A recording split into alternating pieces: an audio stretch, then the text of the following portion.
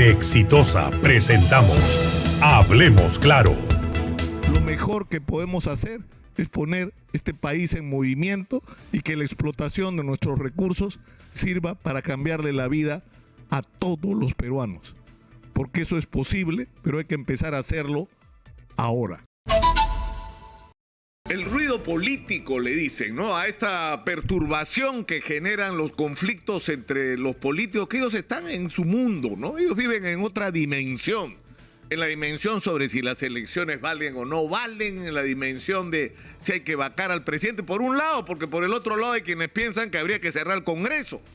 Pero mientras ellos están ocupados en esto, los peruanos no solo tenemos emergencias que tienen que ver con la situación sanitaria, y felizmente, hay gente en el gobierno, y hay que decirlo también en la oposición y en los gobiernos regionales y en los municipios, que se ha abocado de una manera responsable a la gran campaña de vacunación para levantar una de las principales barreras que podemos tener frente a la eventual tercera ola inevitable, además, del coronavirus, para hablar claro. Pero esto tiene que ir de la mano, y se ha dicho hasta el cansancio, con otras tareas. La tarea de construir un primer nivel de atención, porque ha sido destruido en las últimas décadas, que permita la prevención, la detección temprana de la enfermedad, el aislamiento y los cercos epidemiológicos apenas empiece a manifestar esta tercera ola y no tener que enfrentar cuarentenas generalizadas que serían una catástrofe no solo social sino económica para la inmensa mayoría de peruanos. Y junto con esto, evidentemente, hay que incorporar, como se ha hecho en otros países, la aplicación masiva de pruebas, y esto nos tiene que llevar a cambiar de postura. O sea, no es posible que uno vaya a una farmacia en Estados Unidos y por 50 soles se compre una prueba que por hacérsela acá a uno le cobran 200 soles o más, ¿no? Y que probablemente si la compramos masivamente o si lo compran los privados costaría pues la mitad, no sé cuánto podría costar. Pero ese debería ser un tercer instrumento, el de masificar las pruebas y buscar los mecanismos para hacerlo. Pero junto con esto tenemos la emergencia económica. Se ha enfrentado con una medida que ha sido polémica, pero en fin, ha sido una decisión, ¿no? El de aplicar el fondo de estabilización que está permitiendo en lo inmediato una rebaja de 13 soles 70. Pero hay que garantizar que ocurra, pues, que ese fondo, o sea, ¿qué está pasando con el fondo? Es decir, se supone que el Estado le compensa a las productoras y a las grandes proveedoras de gas para que el alza de precio internacional no nos afecte. Entonces les entrega 13 soles 70, ¿no? Por cada balón de 10 litros de gas. Y sin embargo, el gas no ha bajado en ese precio. Y eso, es decir, en las distribuidoras. ¿Por qué? Porque los que se ponen en el camino, en el medio, ¿qué está pasando? Se están quedando con parte de esos 13 soles 70. Pero si no era para ellos, era para los ciudadanos. Entonces ahí hay cosas que corregir. Y hay que ver cómo se va a enfrentar también el tema del alza de precios, que tiene también pues un componente especulativo. Y junto con el componente especulativo, el problema del dólar, que viene de un problema real. El dólar en el mundo ha subido, pero acá también hay un componente político. Cuando la gente desconfía en la situación económica, agarra todo lo que tiene y se compra dólares. Y la única manera de acabar con eso es crear confianza, pero la confianza no se crea simplemente corriendo detrás de las urgencias. Es decir, necesitamos empezar a poner este país en movimiento. Se ha hablado hasta el cansancio del boom del precio del cobre, y el Perú es probablemente una de las reservas de cobre más grandes del mundo. Y lo que tendríamos que estar en este momento es 24 horas al día trabajando por cómo hacemos por activar todos los proyectos mineros del Perú y por hacer las cosas bien. Me acabo de enterar de que en Las Bambas están a punto de parar otra vez porque hay otro conflicto con las comunidades, con Fuerabamba, con las comunidades en Fuerabamba, con las comunidades que han cedido sus territorios, el territorio de sus ancestros para que haya minería. ¿Por qué? Porque no les cumplen los compromisos adquiridos. Entonces hay que resolver esos temas y mostrarlo de Las Bambas como un ejemplo de lo que se puede hacer en todo el país.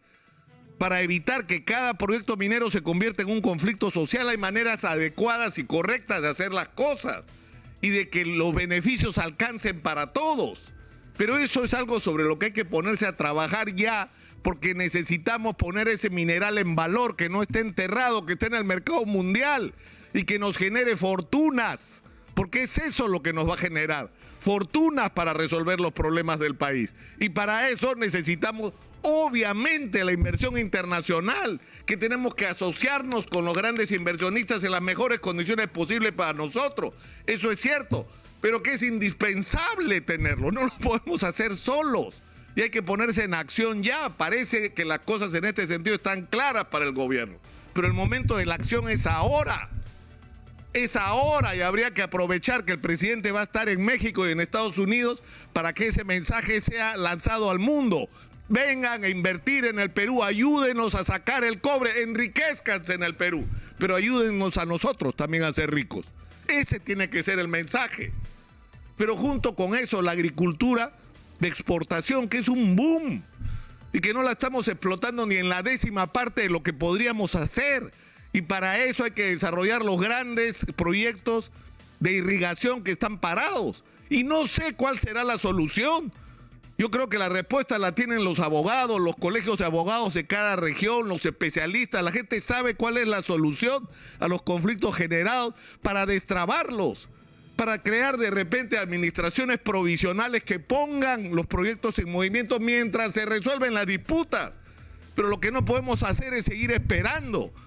Y un compromiso de los grandes exportadores tiene que ser transferir esa experiencia a los pequeños agricultores para integrarlos a la cadena de exportación de nuestros productos agrícolas. Es decir, hay una cantidad de tareas que son urgentes que tenemos que afrontar. El turismo va a regresar al Perú y tenemos que multiplicar por 10 lo que tenemos como turismo, pero para eso necesitamos carreteras, necesitamos puentes, necesitamos vías de comunicación decentes, necesitamos servicios, necesitamos aeropuertos. Es decir, hay que ponernos a construir el Perú. Eso es lo que debería ser nuestra agenda y lamentablemente no la es. Lamentablemente no la es. Aquí hemos dicho hasta el cansancio, esta es la tercera oportunidad en la historia del Perú donde tenemos la posibilidad de saltar hacia el primer mundo.